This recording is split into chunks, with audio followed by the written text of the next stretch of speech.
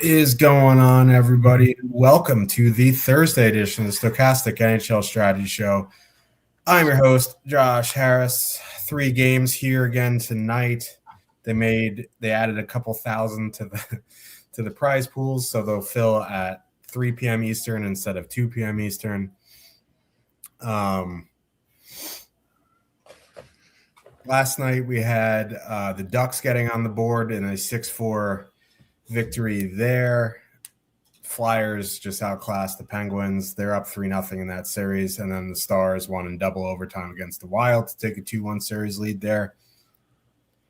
Tonight we got game 3s, switching series here. We have Buffalo in Boston, Carolina going to Ottawa, Colorado going to Los Angeles. The Buffalo series is 1-1, right? Yeah. Yeah. And the other two are 2-0.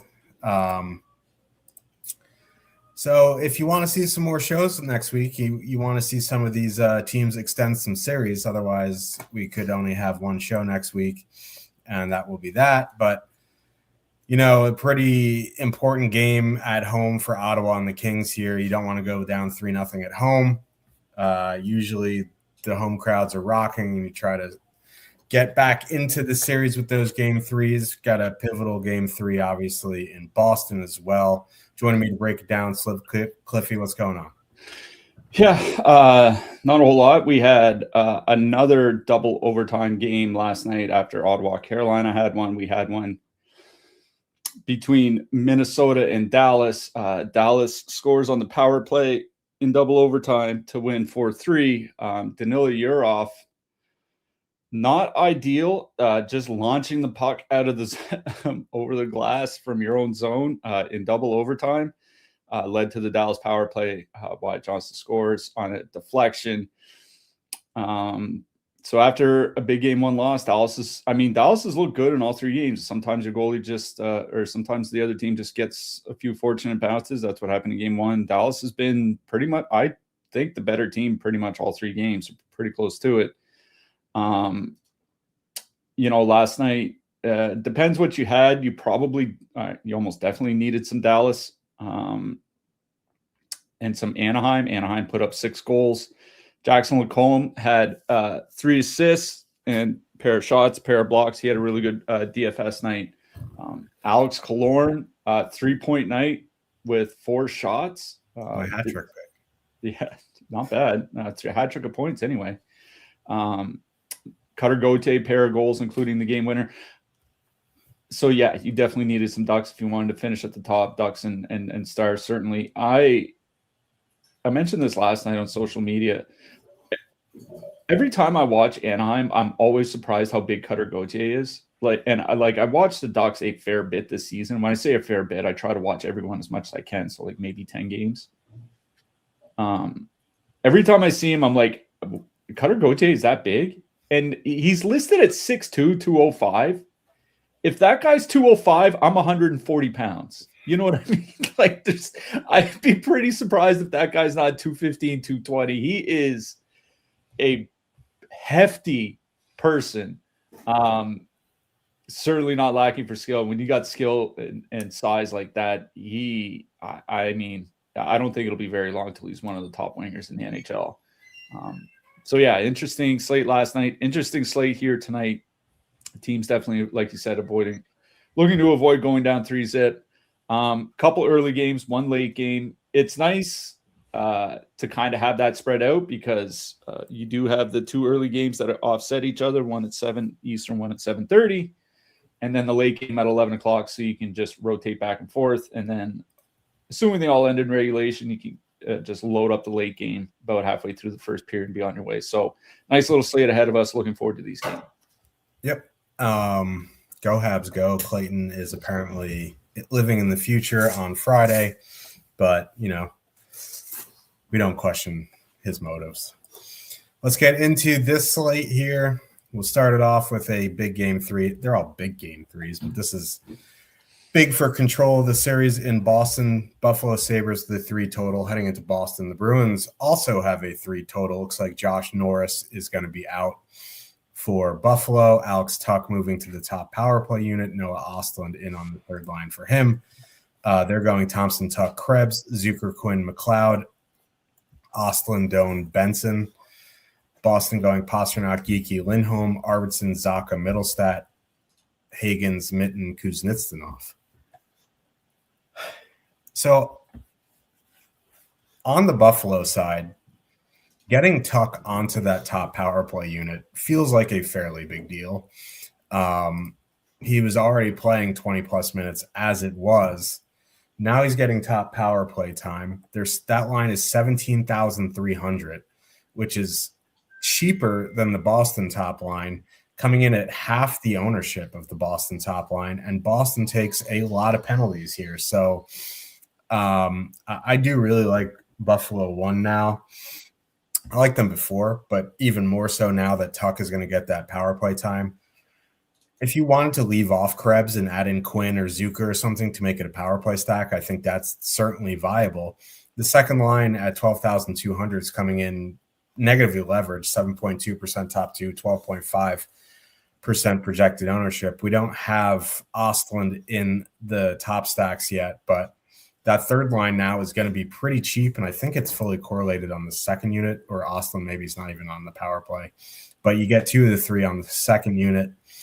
But for me, it's definitely Buffalo 1. I think you can turn it into a power play stack just because of the sheer amount of penalties the Bruins took in the regular season. Their penalty kill is not great. Jeremy Swayman has looked great, and that's the issue. But, I'm not going to stop stacking Buffalo just because the goalie looks great. Anything can happen in the playoffs. So it would be Buffalo 1 for me, or Buffalo power play.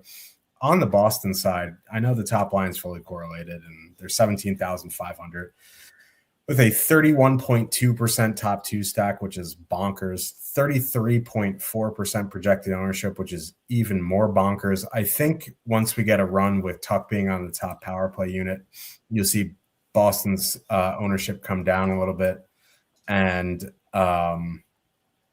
Buffalo's creep up. But still, when push comes to shove, I know Boston's home and they can dictate matchups and yada, yada, yada.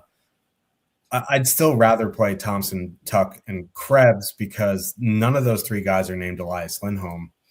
And I just like that line better. I do really like Geeky and Pasternak. I think Boston 1's fine, but the ownership is just really high. I think for me, I would swap Lindholm for Zaka if I wanted to stick a power play stack and just get a lot lower ownership for 3 guys on the power play. Zaka still plays heavy minutes. He's not he's more active. He's a more important player on the power play than Lindholm. He's more involved on the power play. He's not Elias Lindholm. Did I mention that already? So, I do really like Pasternak and Geeky. It's just the Lindholm problem, and Buffalo 1 is cheaper in this game. The second line, you saw Victor Arvidsson score twice after I threw up 7 red flags about Boston 2. They absolutely nuked me. But they're coming in a little more than half the ownership of that Buffalo second line. You get Zaka on the top unit, Arvidsson and Middlestat. Yes, they're shooting hot. I still think, both second lines are fine here. I don't really feel the need to go to Boston 3. A Minton one-off would be fine if you need some salary savings because he plays decent minutes. But for me, it would be Boston 1. Again, you want to play Lindholm at 33%. You can mount that horse yourself if you want. But for me, I'd swap in Zucker or just go Pasternak, Geeky, McAvoy or something like that. But I do like Zucker here. I do like both second lines. My favorite overall line in this game is Buffalo 1. Yeah.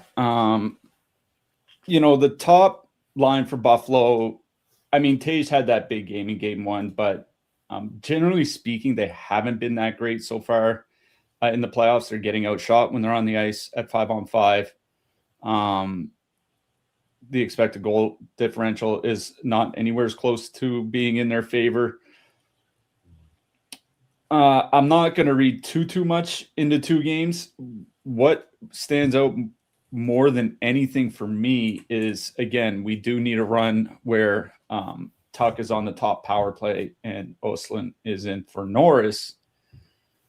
But even without that, when I ran Sims before the show, I always talk about positive leverage. That means players that I ran lineups for the Sims, and players that show up more often in the top 300 lineups than all the lineups I made. The number 3 player already was Alex Tuck, and that was without the top power play status. So Sims at the very least love Tuck. The rest of the line and not, kind of indifferent.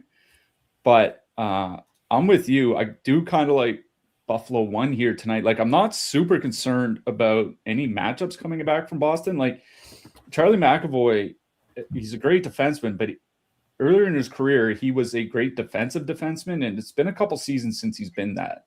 He's been, whether they get the second or third pair, especially the third pair, like I'm not really that worried about it. The problem for me with Buffalo 1 is that there are a couple lines in that price range that you might want to play. I do think they're a nice pivot away from a chalky Boston 1. But your mention of Buffalo 3, I think, is kind of important here. Not that I'm super high specifically on Östlund, Doan, and Benson, but Östlund and Doan played a fair bit together during the regular season, right? Because Josh Norris was hurt for a while. In 270 minutes together, 5-on-5, 62 shot attempts, 2.8 expected goals per 60. For a third line, that is pretty good offensive generation. And you mentioned the power play. They are perfectly correlated on the second power play unit. And this is a power play unit that gets decent ice time. Like, over the final month of the season, the second power play was getting 35% of the ice time. And with Buffalo being able to draw power plays, they drew the fourth most power plays from January 1st onward of any playoff team, of any of the 16 playoff teams. They drew 3 power plays per game. You mentioned Boston's inability to stay out of the box. Like, that is kind of important. And, Boston does take a bunch of penalties here. That second unit is going to get some pretty good ice time. So I don't mind Buffalo 3, honestly. Like, the Sabres already have 4 power plays per game through the first 2 games. Like, this is a team that drew power plays and Boston gave up penalties. And Boston's penalty kill, listen, I know Buffalo's power play has struggled, to put it mildly. I think the top unit is for their last 29 or 28 or something like that. It is the second unit that has been fairly productive. I kind of like Buffalo 3, and I only mention them just because they are, I believe it's 10,200 with Östlund there. Now, it is triple winger, and that kind of sucks. But we do have Colorado much later on the slate, and Nathan McKinnon is over 10K, and you can easily do a McKinnon-Kadri 2-man, fill up your 2 center spots, and be on your way. So I think Buffalo 3, if you are playing expensive Colorado, that is one of the lines that I would circle. Buffalo 1, obviously, is my favorite line in general. On the Sabres side, on the Boston side, that is a lot of ownership. I will say that top line has over half of the goals that their forwards have scored in the first 2 games. So, how many is minimum score? Arvidsson has 2 of them. So, they are getting very involved offensively, and they are getting ice time, right? At the low end, Geekie will get in a regulation game, assuming it doesn't go over time. Geekie will get around 18 minutes. The other 2 will be 19 to 21 minutes. Geekie isn't shooting a lot, which worries me. He only has 4 shot attempts in 2 games. He has scored, obviously, but that is not really good shot generation. But if he's deferring to Pasternak, I think that's probably a trade-off that you take. Either way, I don't mind Boston 1. And when I did run Sims before the show for this slate, Sims loved the Bruins. Victor Arvidsson plus 16.7% leverage. Hampus Lindholm 16%. Elias Lindholm 12%. Geekie 11%. McAvoy 9%. Pasternak 5%. Sims are in on the Bruins big time here. I think it kind of makes sense. They have more concentrated scoring, right? With Buffalo, you can see any of their top 3 lines, putting up a big game. With Boston, it's basically 2. this feels like a slander big night waiting to happen. I don't feel like Murat Husnutinov is going to, throw up 3 goals and an assist here tonight. Maybe James Higgins if he's on one. Yeah, well, I mean, and Higgins is only playing like 11 minutes, right? Yeah. Like they're just not getting a lot of ice time. So I do like Boston 1. I think that's a lot of ownership. I agree with you. I think it comes down once we get a run with Alex Tuch on the top power play. But even then, I think it stayed close to 30%. If I can bet against, 1 out of 3 lineups, give or take, having some sort of Boston top line stack, I think I'd probably go against it. So for me, it's probably Boston 2 that I prefer from the Bruins side. They're getting decent enough minutes, 13 to 14 at the low end, 16 at the high end for Zacha because of the power play time. But at 12,200, they fit in with if you do want to play an expensive defenseman here tonight, Cale Makar's on the board. We have Rasmus Dahlin, Jake Sanderson, and you're looking to play like one of those 17K lines. You need something around 11, 12,000. I think Boston 2 is perfectly fine. I think from the Bruins side, it's more just one-offs. David Pastrnak, his projection tonight is second on the board behind Nathan McKinnon, and he's projected for over 2.5 DK points than the next closest winger, who's Brady Tkachuk. So Pastrnak one off, I think is fine. Arvidsson one off, certainly I think is fine. I'm not super keen on stacking the Bruins. I think I'd be looking at that team for one offs. I'm more in on Buffalo. Buffalo's my second in team. If I'm pairing 2 17K stacks together and I'm using, another one of those 17K lines like Ottawa or Los Angeles or something, and I can use Buffalo 1. If I'm playing Colorado in the power play guys, then I use Buffalo 3. They're not my first line in, but I have no problem using either as my second. Yeah. I mean, I've done enough to Elias Lindholm in this segment. Carolina Hurricanes with a 2.9 total. Heading into Ottawa, the Sens have a 3.1.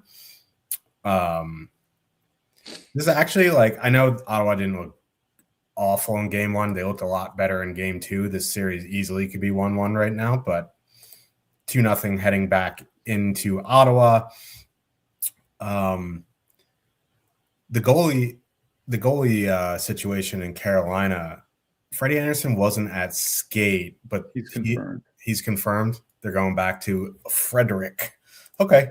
Carolina going Aho, Jarvis, Svechnikov, he's taken so many dumb penalties this series so far, but he's one of those guys where you kind of let him do it because he does some ridiculous stuff, but whatever. Stankov and Blake Hall, Ehlers, Stahl, Martinuk. Ottawa loading up the top line is Stützle, Tkachuk, Batherson, and going Cousins, Giroux, Grieg, Pinto, Fogle, Amadio. They move Cousins down the fourth line. Nick Cousins, unsurprisingly, has looked awful in the first 2 games. But one of the reasons they're loading up this top line, I think, is because they're going to send out Pinto, Fogle, Amadio against the Aho line. And, I don't know how Rod really does his D pairs on the road, but I guarantee you he's hoping Slavin goes out with them so that top line can avoid Slavin. I don't think he's going to be, because we did talk about Slavin and playing with the Aho line or whatever a lot in the first 2 games, and they did. It was nearly 60% of Aho's ice time at 5-on-5 had Slavin on the ice. I think it's going to be more.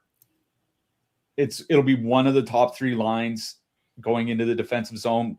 I assume one of Stahl or Aho are going to take almost all the defensive zone faceoffs and Slavin will be on the ice. Yeah. So I assume it'll be a good chunk. I don't think it'll be 60% Slavin and Aho.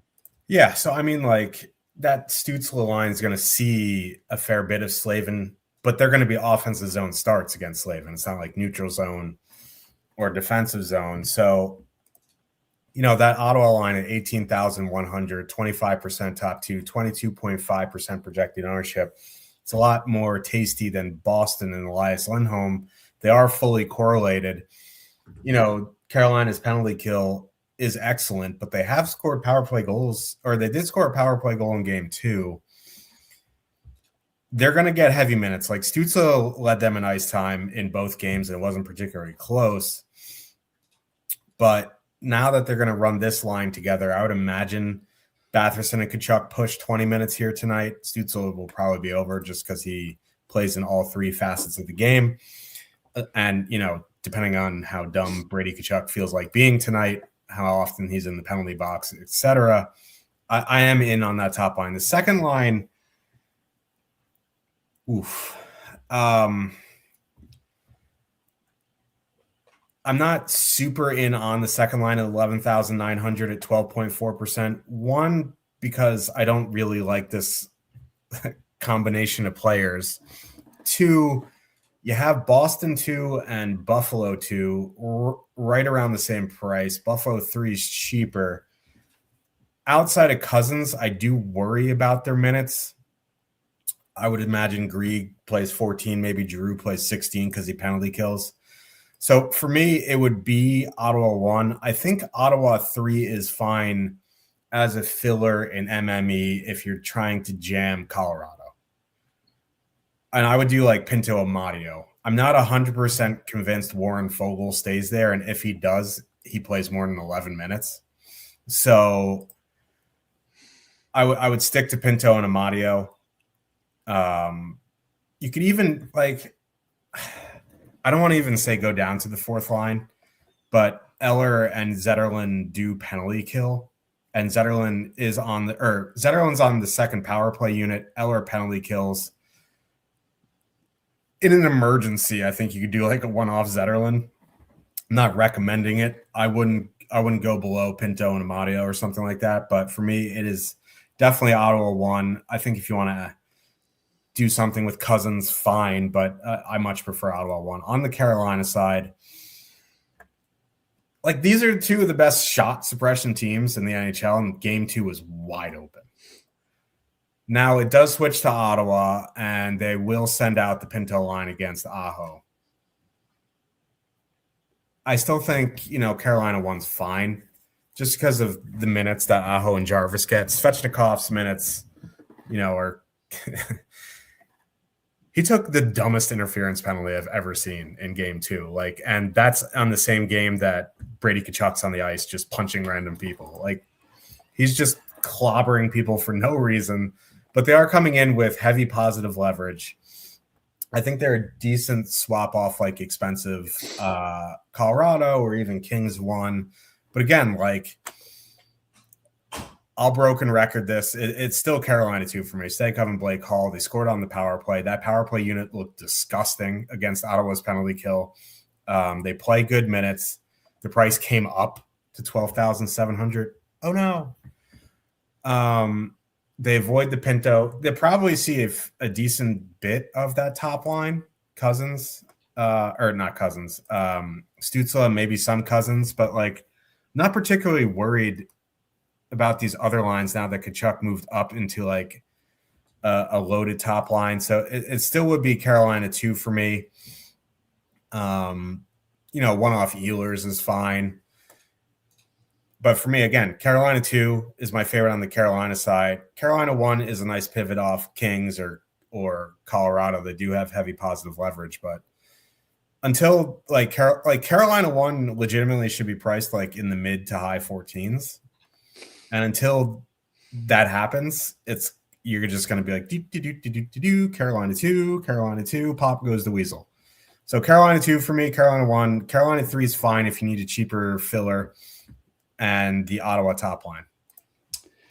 Yeah, so I'll start on the Ottawa side. I'm not going to the Ottawa fourth line. I mean, I get it. You might need to in a pinch. I think if I'm at the point where I'm throwing Lars Eller in my lineup, and I love Larry Eller, he's a Montreal Canadiens legend. I just unregister. Carolina or Ottawa 3 is interesting because I do agree with you. I'm not sure Fogle lasts the game there. If Ottawa's up 2-0 halfway through the second period or something, then yeah, he'll stay. But even if he stays, I agree with you. I think he maxes out at 13 minutes. I'd expect 11 to 13, like you said. So I don't mind a 2-man of Pinto and Amadio if you do need to in a pinch. just because they are so cheap, right? Like you can fit them in with just about any Colorado stack that you need to. So I think that's fine.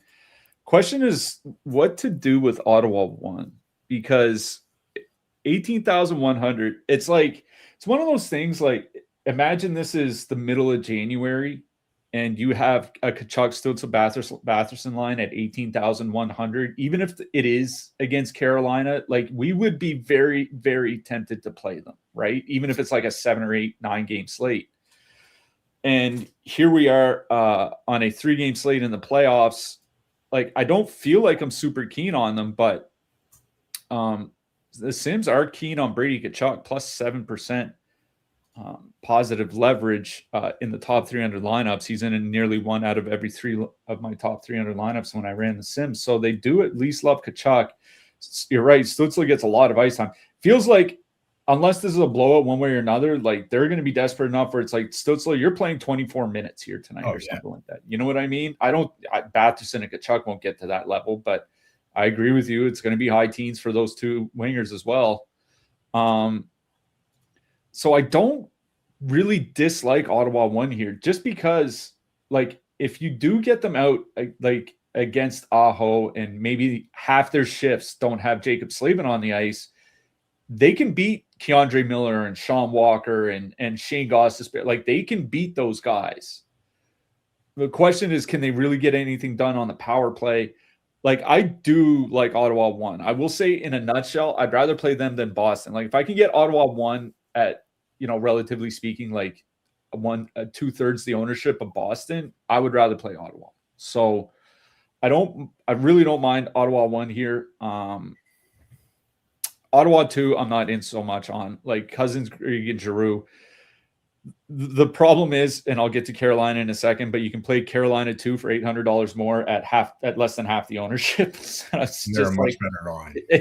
They're so much better. It's not that Ottawa 2 I think would necessarily be bad, but I did notice that Cousins and Grieg, when they didn't have Brady Tkachuk on the wing, their offensive pace went down considerably this season. So that is a bit concerning for me. So Ottawa 3, I think if you do need a 2-man with your Colorado stacks, they're fine, but it is Ottawa 1 for me. On the Carolina side, like, how do we not go back to Carolina 2? You know what I mean? Like, they've been literally one of the best lines in the league since the Olympics. That's 2 months now. They don't get a ton of ice time, but a regulation game, they'll still play 15, 16 minutes. So far in the 2 games, shot attempts with them on the ice of 5-on-5, 39-4, 21 against, like 65% shot share. Expected goals 3.2 to 1. Like, and the thing is they start exclusive. They don't have 2 games. One of them goes to double overtime. They don't have a single defensive zone face-off yet. It's like Rod's just, it's their scoring line. Yeah, exactly. You put them consistently in the offensive zone, and because of that, they're not going to see Shane Pinto, because Pinto is going to be stapled to Sebastian Aho. And, not that the rest of the Ottawa lines are bad defensively, but Carolina 2 at 12,700 at a top 2 stack coming in bang on their ownership, like, that feels too good to pass up. So I think for me, it's Carolina 2.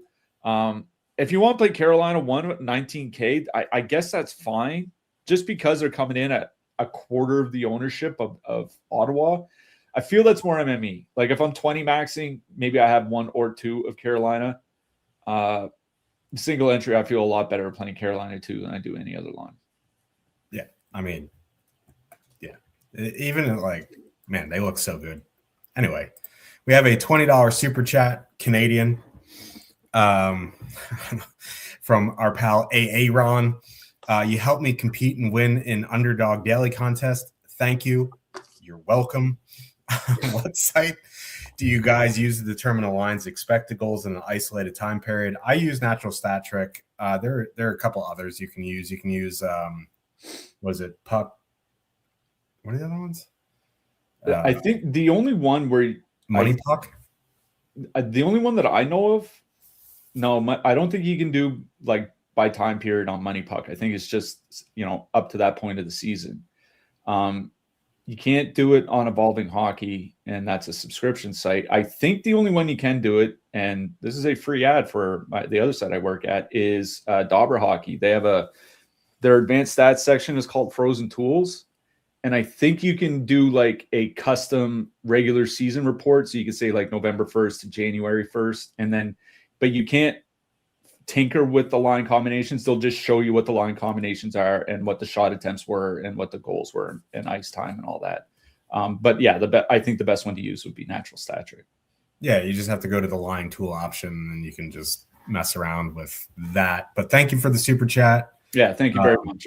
We certainly appreciate it. I should start getting into underdog daily contests. I know like now like top prize is like a Frosty from Wendy's, but like during the season, they're honestly not bad. So yeah, thanks for the super chat and hope that helps. Let's get into the last game here. Colorado Avalanche with a 3 total heading into Los Angeles. The Kings have a 2.5. Colorado going McKinnon, Netchus, Lehkonen, Nelson, Nishushkin, Kelly, Landeskog, Kadri, Nick Roy.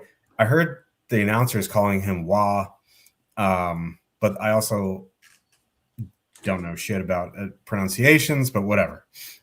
Kings going Panarin, Kempe, Kopitar, Laferriere, Byfield, Moore. Yeah, One note about the Kings. Remember, Andrei Kuzmenko they thought he might play in game 2, didn't end up playing. It does look like he's playing in game 3 because he was on the top power play unit at morning skate today. So coming in on the third line for Jared Wright and then going to the top power play.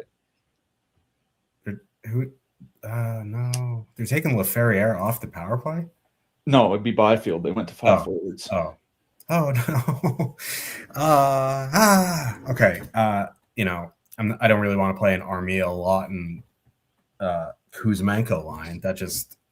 Those are 3 completely different players that the Leafs would trade first round picks for in the offseason. But so the Kings are at home now. They send out. We were talking about this a little bit before the show. They don't hard match, but Byfield, Laferriere, Moore does see more time against the top line than Kempe, Panarin, Kopitar. Mikey Anderson, Doughty go out more against the top competition as well. I only mention that because the worst defensive line for Colorado is McKinnon, Netchus, Lehkonen. But the problem here is like Byfield, Laferriere, Moore at 14,200, 15.7% top 2, 25.4% projected ownership. That's a lot. Now, you lose Byfield top power play time. Not that it was a great power play spot anyway. I would still imagine he tops 20 minutes. Laferriere will be around 20. Moore will play high teens. I think in this situation, I'd go to the top line at 17,900, fully correlated with positive leverage, 18.9% top 2, 14.2% projected ownership. I don't love the matchup, but the Kings really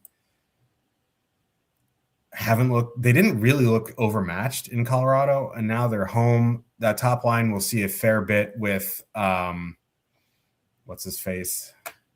The defenseman. McCarr or Clark? No, the Kings defenseman, the power play quarterback. Clark. Greg Clark. Here we go. I don't smell burnt toast, so we're okay. But I would much prefer to go LA1 here with positive leverage than LA2 with a lot of negative leverage and Byfield losing his power play time. I don't love LA1 either because you can get Ottawa in that range. You can get Buffalo in that range. I still think I'd rather play LA1 than Boston 1 just because of the sheer ice time that they get. Again, I know they're home, but they have the lowest total on the board. It's not particularly close either. It would be LA1 for me. I guess if you need a cheap one-off, you could do Kuzmenko, but I would imagine he tops at 12 minutes, even with the power play time. So really, I would stick to the LA top 6 if you're MMEing. I don't love them. The Colorado side, the top line's coming in with a hefty amount of positive leverage. McKinnon, Netchis, Lehkonen, 21,900, 32% top two, 12.4% projected ownership. They're going to see, a fair bit of that Doughty, Mikey Anderson pairing. I don't care. I know they're one of the best, but it's McKinnon and Netchis. They're matchup proof. It is a lot of sauce to pay on this slate, though. But there are, Carolina 2, Buffalo 3, Buffalo 2. You want to turn it into a power play stack, go McKinnon, Netchis, Kadri, double center. I think you can do something like that. You can leave Lehkonen. Again, this is another one of those slates where you can play Colorado depth and fade Colorado 1. I think, Landeskog, Kadri, Roy at 12,400 is definitely playable. They're a nice silly pivot off Carolina 2 if you're sick of winning money with them. You know what I mean? So, you could do that. I even think Nelson, Nishushkin, and Kelly are fine at 13K. Nelson had almost had a combo meal. I think he had 4 shots and 4 blocks in the other game, but it was overtime. I still think Colorado 1's the best play on the board.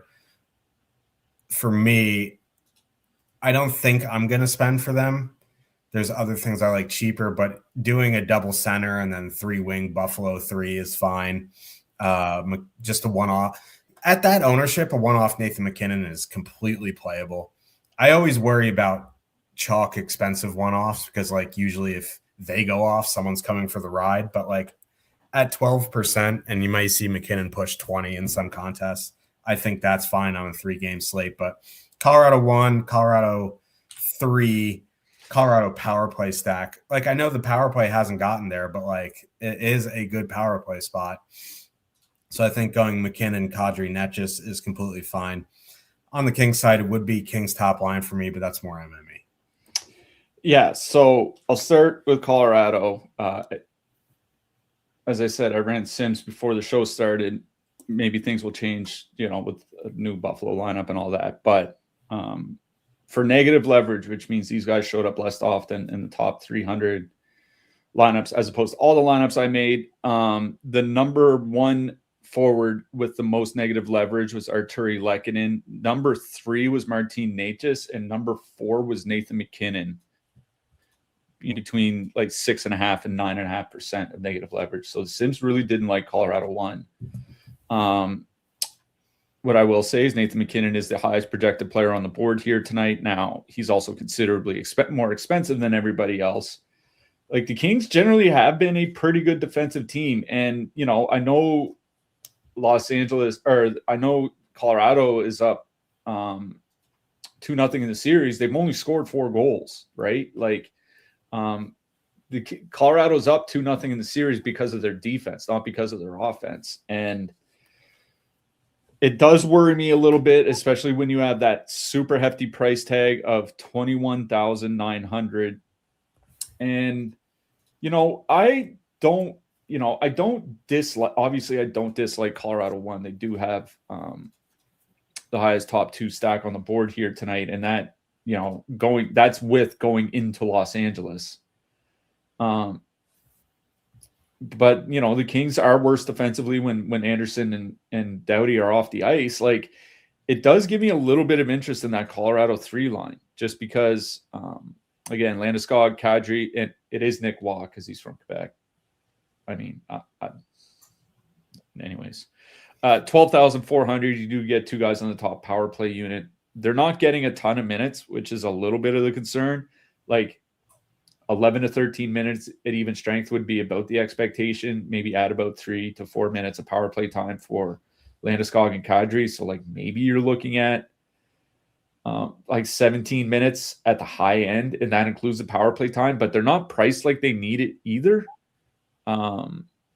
And that's another reason why I don't like, the super chalky Buffalo second line or Ottawa second line, is because you have Carolina 2 at 5.5% ownership. You have this Colorado line at 4.5% ownership.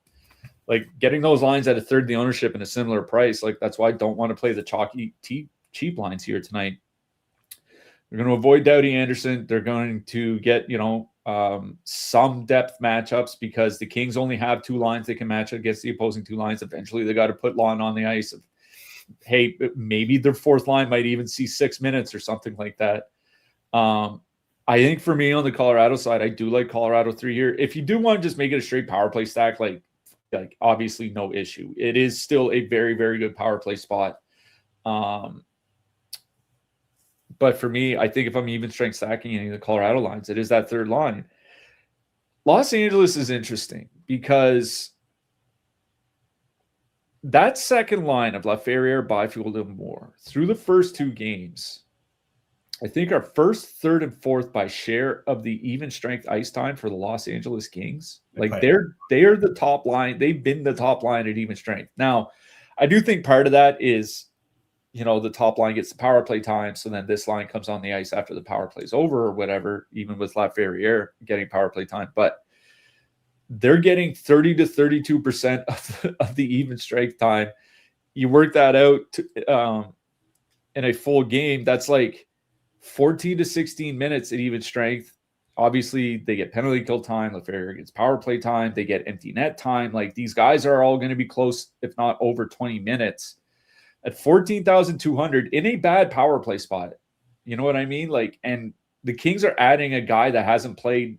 They're adding Andrei Kuzmenko to the top power play unit. The guy hasn't played hockey in 2 months. I don't know. I always think back to last year when the power play unit before that. That's a good point. I always think back to last year when the Kings power play just went absolutely ape shit for like a month when they got Kuzmenko and moved him up there. I don't know if that's going to happen again. Maybe it will, but I'm not super concerned about the power play correlation. I think for me, it's Kings 2 at 14,200. They're a nice line you can pair with Ottawa or Buffalo or something like that and still get in an expensive defenseman with them. They get tons of ice time. They haven't scored yet in the series, but those 3 guys, Laferriere, Byfield, and Moore, have combined for 23 shots through the first 2 games. Like these guys keep putting up like 10 to 12 shots a game between them. They're going to start scoring. So for me, it's Kings 2. You want to drop down to Kings 3, play like a Lawton, Kuzmenko 2-man, because Lawton does get decent ice time. Kuzmenko will get power play time. Like, okay, game stack them with Colorado. Fine. But for me, the only Kings line I really have interest in stacking is Kings 2. So I would go Colorado 1, Colorado 3, Los Angeles 2. Not super stoked about either side, though, really. Heard. Let's talk about them defensemen. 5K and up, we have Makar, Rasmus Dahlin, Jake Sanderson, Charlie McAvoy, Tomas Chabot, Shane Gostisbehere, Brandt Clark. I mean, Makar, Dahlin are 1-2 for me, and it's not particularly close. I know Jake Sanderson plays a ton. It's just not a good power play matchup for a team that's like kind of need to score on the power play to win games. So I'd rather play Charlie McAvoy. I think he would be 3 for me. He hasn't looked great so far, but I'd save the 700 and go down from Sanderson. I think that's fine. And then the guys in the 5K range, I think it would be Brandt Clark, not getting top power play time now, but he does go out a fair bit with Panarin, so that's nice. But for me, it's easily Makar, Dahlin 1-2. Yeah. The top projected defenseman is Cale Makar, but of the 3 guys over 6K, the top point per dollar is Rasmus Dahlin. I think that does make a lot of sense when you consider the matchup as opposed to Jake Sanderson going out against Carolina. So for me, it goes Makar, Dahlin, Sanderson, just because unless you're playing Colorado, you probably should be able to fit Makar in. But Rasmus Dahlin, considering he's 6,500, and it's kind of like in the middle of the two, that's probably my interest there. In the mid-price range, I think it was the last show, how Brandt Clark over his final 25 games was averaging over 3 blocks per game, like 25 games to end the regular season. And then that night he goes out and has 6 blocks. So like, I'm not going to say he's going to do that again. You know, it does suck losing the power play time for 5K but he's pretty good for peripherals. Maybe he gets some more ice time at even strength. I don't know. But Charlie McAvoy does have the highest projection of all the defensemen between 4 and 6K. Highest point per dollar projection is Clark, but McAvoy and Sean Walker not far behind. Tyler Clevin is back for Ottawa, but Artem Zub is still out. I imagine Thomas Chabot still gets a ton of ice time. I don't like Chabot that much at 5,200. To me, it's like he's kind of in that no man's land where I'd rather just pay up for McAvoy or save money and go down to like Sean Walker or something like that. But Chabot's projecting reasonably well. Under 4K, through the first 2 games, Hampus Lindholm has the highest projection of any defenseman under 4K, by the way, and he has the highest point per dollar projection of any defenseman on the board here tonight. He's averaging 24 minutes a game in the first 2 games against the Sabres. Not that he's anything special offensively, but for 3,124 minutes, I'd play Mikey Anderson. You know what I mean? So, I mean, you are if you are playing, you know. That's a good point. Anderson's 2,900, but like, Lindholm at 3,100 feels like, I mean, he's going to be popular because he's 3,100 and is getting so much ice time, but that feels pretty reasonable to me. Bowen Byram's been getting like 22 minutes a game for the Sabres, and he gets second power play time. They do give their second power play unit, like I said, about 35% of the ice time. So certainly don't mind Byram at 3,300. He has the 4th highest projection of any defenseman under 4K. Matthias Samuelsson projecting well again. Jordan Spence, if I'm not mistaken, is getting the second highest ice time share at even strength of all the Ottawa defensemen. Like, I think it's only Sanderson higher. Like, he's getting more than Chabot. Not that I particularly love the matchup against Carolina. And Matthias Samuelsson's only $100 more expensive, but Spence is projecting reasonably well. Brett Kulak is basically the number 4 defenseman now for Colorado. He's moved ahead of Burns and Josh Manson both. So I guess Brett Kulak at even 3K is fine, but at 3K for Kulak, I'll try to find the extra $100 for Hampus Lindholm. Under 3K, I actually do have Mikey Anderson number 1. I mean, he's going to play a ton. So yeah, that's the thing. Nikita Zadorov, 2,600. He's getting decent minutes. And I'll mention Connor Timmins. He doesn't get a lot of ice time, but a lot of his ice time comes on the penalty kill. That guy throws his body around in front of pucks with the best of them. Like, he can absolutely put up a shot block bonus in like 14, 15 minutes of ice time. Oh, yeah. Let's talk about goalies here. There's only one above 8K, and it's Scott Wedgwood, and I think he's the best play on the board. I know he's on the road, but he's looked good, but the team in front of him has been insanely good defensively. After that, right, I think, Linus Ullmark at 7,200 at home in a game Ottawa needs to win when you're already seeing the shot volume. Like, he doesn't need a win to kill you. You know what I mean? Like, even if he gets like 11 DK points at that price, I think you're good. A win is just a cherry on top. Save bonus is an extra cherry. You know what I mean? So I think I would go Ullmark too. I don't mind Anton Forsberg for the same reason. He's just a little bit more expensive. Like, he's going to see the shot volume. They're at home. They need to win to get back in the series. So, of the cheaper guys, it would be Ullmark and Forsberg. Again, like Swayman at 7,900, he's looked excellent to start the series. It's just how long can you keep it up with the amount of penalties Boston's taking? I don't know. I think my 2 least favorite would be Freddie Anderson and Alex Lyon. I think Lyon is more playable than Freddie.